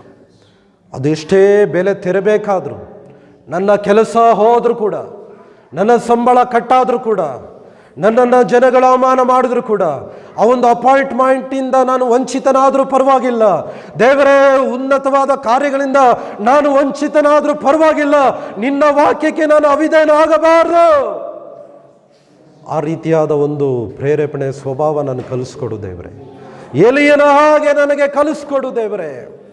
ಎಲಿಯನ ಹಾಗೆ ನಾನು ಕಲಿಸ್ಕೊಡು ದೇವರೇ ಎಂಬುದಾಗಿ ದೇವರಿಗೆ ನಾವು ಹೇಳೋಣ. ದೇವರೇ, ಇಲ್ಲಿರುವಂಥ ಪ್ರತಿಯೊಬ್ಬರನ್ನ ಆಶೀರ್ವಾದ ಮಾಡು. ವಾಕ್ಯಗಳಿಂದ ನೀನು ಮಾತಾಡಿದ್ದಕ್ಕಾಗಿ ಸ್ತೋತ್ರ. ಸ್ತುತಿ, ಘನ, ಮಾನ, ಮಹಿಮೆಗಳನ್ನು ನಿಮ್ಮೊಬ್ಬರಿಗೆ ಸಲ್ಲಿಸಿ ಯೇಸುವಿನ ನಾಮದಲ್ಲಿ ಪ್ರಾರ್ಥನೆ ಮಾಡುತ್ತೇವೆ ತಂದೆಯೇ. ಆಮೇಲೆ.